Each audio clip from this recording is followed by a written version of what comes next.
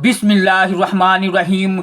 Subscribe करें हमारे channel दिल से दीन की बातें, अच्छी अच्छी प्यारी प्यारी इस्लामिक वीडियो देखने के लिए। हालात कैसे भी हो, मोहब्बत किया करो और हर हाल में माँ बाप की इज्जत किया करो, क्योंकि जो माँ बाप की इज्जत नहीं करते उनके साथ क्या होता है। आइए सुनते हैं सैयद अमीनुल कादरी का ये ज़बरदस्त बयान।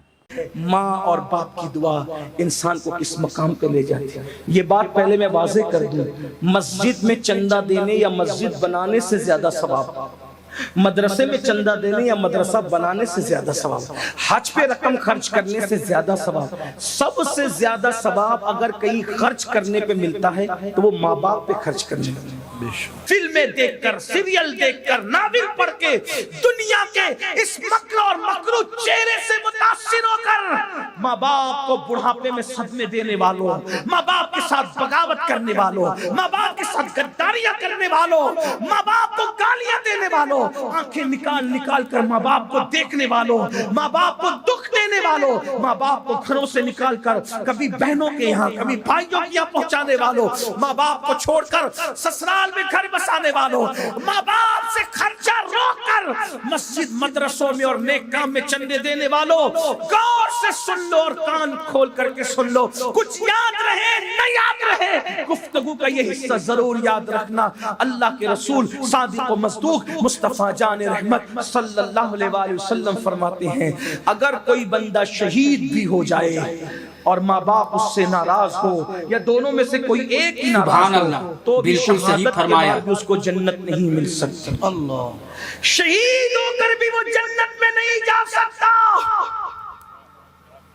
ये माँ बाप शहीद होकर भी जन्नत नहीं मिलेगी अगर माँ बाप नाराज है। और आज तो लड़के और लड़कियां माँ बाप को नाराज करके शादियां करते हैं। पसंद की शादी, पसंद की शादी, पसंद की, इतना भूत समारे पसंद। मैंने कहा माँ बाप कब मना करते हैं, हमारे यहाँ तो है ही पसंद की शादी। बस इतना है कि पहले माँ बाप पसंद कर ले, बाद में तुम पसंद कर। मेरे भाई, अगर माँ बाप रोक दे, माँ बाप रोक दे तो काबे की जियारत के लिए नहीं जा सकते। अरे माँ बाप रोक दे तो रुकने वाला तो नबी की जियारत से भी रुक गया। माँ के रोकने पे रुकने वाला नबी की जियारत से रुक गया, लेकिन किसी ने उसको तान नहीं किया कि उवैस इतना बड़ा आशिक था। अरे नबी की जियारत से तू रुक गया, गुमनाम हो गया, मर्तबा कम हो गया, ये हो गया, वो हो गया, वो हो गया। नहीं, माँ के कहने पे नबी की जियारत से रुके हैं तो खुदा ने माँ से वफा की वजह से वो मकाम अता किया है कि सब नबी से दुआ करवा रहे हैं और नबी सहाबा को भेजकर वैसे करने से उम्मत के लिए दुआ। सुभान अल्लाह, सुभान अल्लाह, सुभान अल्लाह।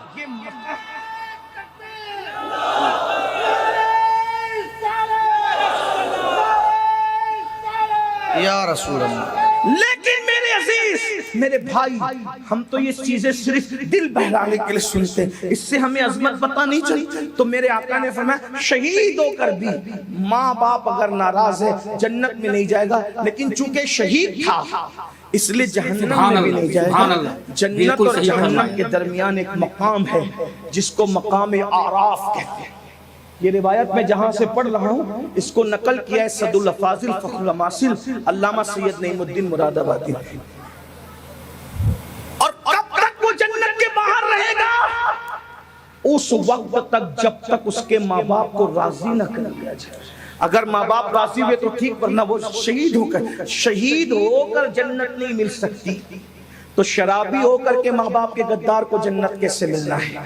बेनमाजियों के माँ बाप के गद्दार को जन्नत कैसे मिलना है? मेरे भाइयों, ये दुनिया है, ये दुनिया चंद दिन की है। इस दुनिया से कूच करना, इस दुनिया से रुखसत करना, इसलिए अपने माँ बाप की कद्र जानो। मैं लोगों से ये कहता रहा, किसी का खूबसूरत चेहरा देखकर भी वो सवाब नहीं मिलता।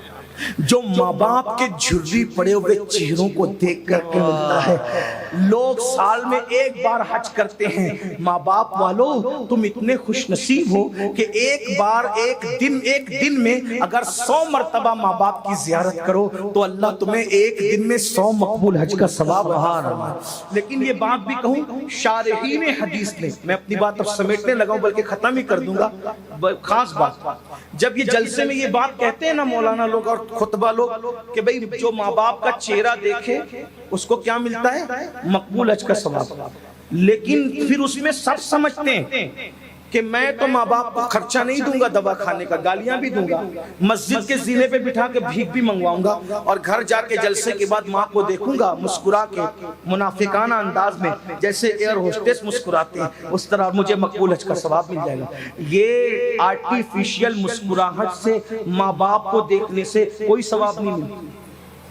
میں بڑی ذمہ داری سے یہاں بات کر رہا ہوں، علماء میرے پشتوں پہ موجود ہیں، مفتیان کرام موجود ہیں۔ ایک بات آپ کو کہوں، جب انسان کسی کو وہ مقام دے ہی نہ جو اس کا مقام ہو تو اس کا فائدہ نہیں ملتا۔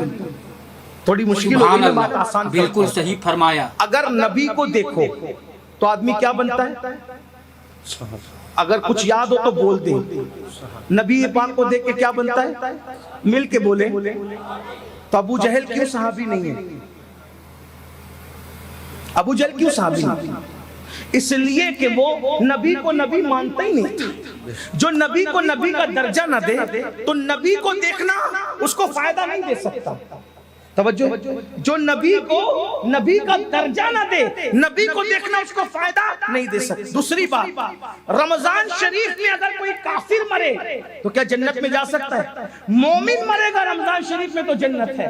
کافر رمضان شریف میں مرا تو جنوری میں مرنا اور رمضان شریف میں مرنا اس کے لیے برابر ہے، کیونکہ اس نے رمضان شریف کو کبھی رمضان شریف مانا ہی نہیں۔ تو جس نے رمضان شریف کو رمضان شریف کا درجہ نہیں دیا اس کو رمضان شریف کی برکت نہیں مل سکتی۔ نبی کو نبی اللہ نہیں مانا تو اس کو وہ مقام مل سکتا ہے؟ نہیں مل سکتا۔ ابو جہل کو ملا، ابو لہب کو ملا، عتبہ کو ملا، شیبہ کو ملا۔ ارے بھائی، جب نبی کے مقام کو نبی سمجھ کر کے اس نے نہیں دیکھا، وہ مقام نہیں دیا، تو نبی کو دیکھنا اس کو فائدہ نہیں پہنچایا۔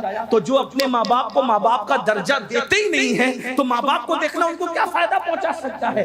یہ ماں باپ کو دیکھنے سے ثواب انہی کو ملتا ہے جو ماں باپ کی خدمت کرتے ہیں، ماں باپ کا احترام کرتے ہیں، ماں باپ کو ماں باپ سمجھتے ہیں، جو ماں باپ کو گھر کا کچرا سمجھتے ہیں، معاذ اللہ، پھر ان کو کیا ثواب ملنا ہے؟ تو یاد رکھنا، اتنا سستا نہیں ہے جنت کا سودا، بہت کٹھن ہے۔ ڈگر پن گھٹ کی حالت تو یہ ہے، اگر بیوی کہہ دے کہ مجھے فلاں ڈریس چاہیے تو بیوی کے لیے جیب سے پیسے نکل جاتے ہیں، لیکن اگر ماں باپ کہے دوا کے لیے چاہیے تو بے شمار ناہنجار لڑکے ہیں جو کہتے ہیں جاؤ مسجد کے دروازے پہ بیٹھ کے بھیک مانگو، کیا میں تمہیں یہی بالکل صحیح فرمایا، یہی تمہاری خدمت کرتا رہوں؟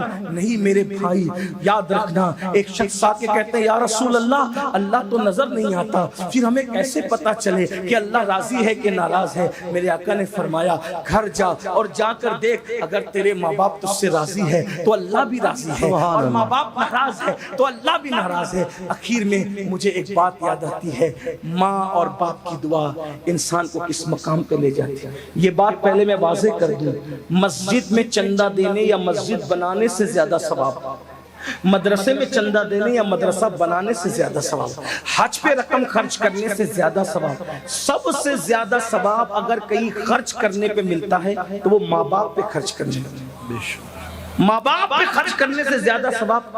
بلکہ آقا فرماتے ہیں اگر کوئی دولت مند بننا چاہے تو ہر نماز کے بعد اپنے ماں باپ کے لیے دعا کیا کرے، جو ہر نماز کے بعد ماں باپ کے لیے دعا کرے گا اللہ اس کی عمر بھی بڑھائے گا، اس کا مال بھی بڑھائے گا۔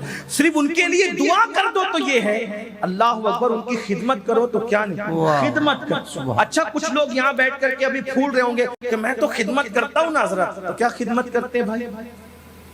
کیا خدمت؟ روٹی دے دی، کپڑا دے دیا، مکان دے دیا، میں خدمت کرتا ہوں۔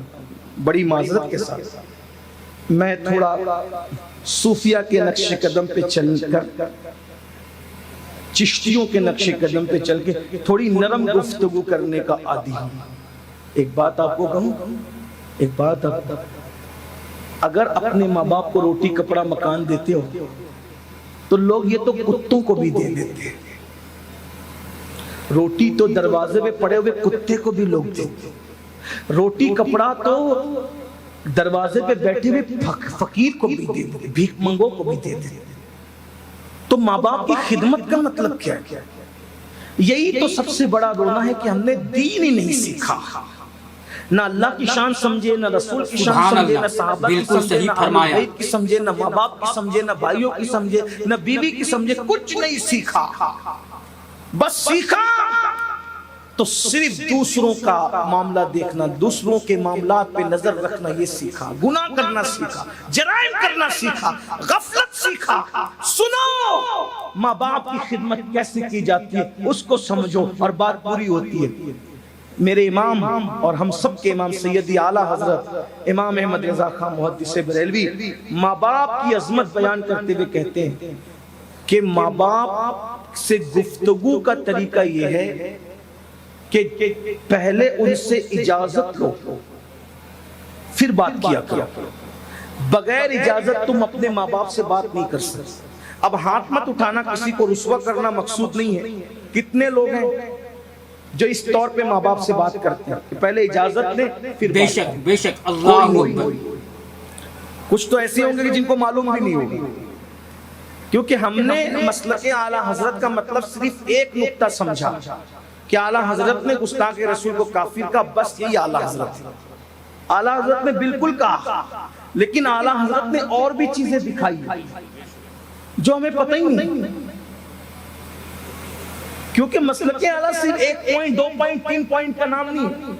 انہوں نے جو باتیں پیش کی سب سراخوں پہ, لیکن انہوں نے یہ بھی بتایا کہ ماں باپ سے بات کرنے سے پہلے اجازت لو. یہ جتنے نعرہ لگاتے کون ہے اس میں بتاؤ جس پہ عمل کرتے. اس کا مطلب ہمیں پورا مسلک اعلیٰ حضرت بھی نہیں پتا ہے. اسی مسلک اعلیٰ حضرت میں تو یہ بھی ہے. ابھی علامہ مفتی صاحب فرما رہے تھے متعید رہو. سیدی اعلیٰ حضرت فرماتے ہیں کسی سنی کو بے وقوف بھی نہ کہا کرو. یعنی اتنا سا لفظ بے وقوف بھی کسی سنی کو نہ کہا کرو. یہ حرام ہے. اور کسی نے کہا حرام وہ کیسے ہو سکتا ہے, بے وقوف تو کوئی بھی کسی کو کہہ دیتا ہے. لیکن تو کہا کہ جب تم سنی کو بے وقوف کہتے ہو تو اس کا دل دکھتا ہے, اور جب اس کا دل دکھتا ہے تو میرے آقا نے ارشاد فرمایا من آذا مسلمن فقد آذانی, کہ جس نے کسی مسلمان کا دل دکھایا اس نے مجھ محمد کا دل دکھایا. تو تم بے وقوف اس عاشق رسول کو کہتے ہو اور اس کا دل دکھاتے ہو, تو ادھر مدینے والے مصطفیٰ جان رحمت کا دل دکھتا ہے. یہ مسلک ہے میرے امام کا. میں کہتا ہوں اگر واقعی مسلک اعلیٰ حضرت پر عمل ہو جائے, جب بے وقوف بھی کہنے کی ہمت نہیں کرو گے تو ایک دوسرے پہ کیس کیوں کرو گے, ایک دوسرے کو مار پیٹ کیوں کرو, ایک دوسرے پہ ڈنڈے کیوں برساؤ. اور یہ جو مسلک اعلیٰ حضرت ہے, اعلیٰ حضرت نے کوئی گھر سے بات نہیں پیش کی. دیکھو کتنی بڑی دلیل پیش کر دی حدیث سے, من آذا مسلمن فقد آذانی, جس نے کسی مومن کو اذیت پہنچائی اس نے محمد رسول اللہ کا دل دکھایا, ان کو اذیت پہنچائی. کتنا محتاط رہنے کی ضرورت ہے.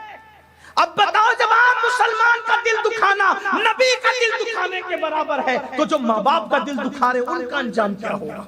یہ بھی آیا روایتوں میں جنہوں نے ماں باپ کا دل دکھایا ڈر ہے کہ مریں گے تو کافر ہو کے مریں گے, ان کا خاتمہ کفروں پہ ہوگا. یہ خوف ہے, یہ ڈر ہے. اللہ کے بندو لرز جاؤ, کانپ جاؤ اور اپنے ماں باپ کے ساتھ بدسلوکی نہ کرو. تو امام لکھتے ہیں کہ پہلے اجازت لو, اور اجازت جب دے دے ماں باپ تو بھی ایسے ان سے بات کرو جیسے کوئی غلام اپنے آقا سے بات کرتا ہے. یہ طریقہ. بلکہ ماں باپ کو اگر خرچہ اور نظر بھی دو تو اپنا ہاتھ اوپر مت رکھو. ہمارے بزرگوں نے فرمایا اپنا ہاتھ نیچے رکھ کے ماں باپ کو نظر دیا کرو تاکہ ان کا ہاتھ ہمارے ہاتھ سے نیچے نہ ہونے پائے. یہ ہے ہمیں طریقہ سکھایا. بلکہ سیدی اعلیٰ حضرتی کی ایک بات بتاؤں, جتنا ورثے میں ملا تھا مال, اپنے باپ کے ورثے سے جتنا مال ملا تھا, وہ لوگ غریب لوگ نہیں تھے, خاندانی رئیس لوگ. اعلیٰ حضرت کا گھرانہ خاندانی رئیس تھا, اور یہ لوگ جو ہے وہ زمیندار جاگیردار لوگ تھے. ہندوستان آئے تھے افغان سے, تو بھی وہ بادشاہوں کے یہیں آئے تھے, اور کوئی 5,000 کوئی 6,000 اور اسی طریقے سے کوئی جو ہے وہ اتنے ہزار اور اتنے ہزار پر حاکم جو ہے وہ مقرر تھا اور بڑی بڑی جاگیریں تھی. تو دادا کی جاگیر سے پر دادا کی جاگیر سے وہ نسلن بادا نسلن بہت ملا تھا. جتنا ملا تھا سب ماں کے پاس لے جا کے رکھ دیا کہ امی یہ سب آپ کا ہے. کاغذ بھی اگر خریدنا ہوتا کتاب لکھنے کے لیے تو ماں سے لے کر, قلم بھی خریدنا ہوتا ماں سے لے, ماں سے رکھا, اپنے پاس کچھ نہیں رکھا, سب ماں کو حوالے. اور آج تو کس کے پاس کتنی زمین ہے ماں کو بتاتے اس لیے نہیں کہ ماں کو پتا چل جائے گا کہ دوسرے بھائیوں کو بے شک بے شک کتنی اللہ رقم ہے اکبر. ماں کو بتاتے نہیں, باپ کو ماں باپ سے چھپاتے ہیں. یہ حال ہے. اور اس کے بعد ہم کہتے ہیں ہم تو دیندار ہیں, ہم تو دین والے ہیں. بڑی معذرت کے ساتھ بھائیوں ہمیں دین سیکھنے کی ضرورت ہے. میڈ ان انڈیا دین جو اپنے دماغ کے اندر اپنے خط سے بنا رکھا ہے اس کو دل و دماغ سے نکالو, اور جو مصطفیٰ جان رحمت دین لے کر کے آئے تھے اس دین پہ عمل کرو. اگر اس دین پہ عمل کرو گے تو انشاءاللہ دنیا بھی کامیاب رہے گی, آخرت بھی کامیاب رہے گی.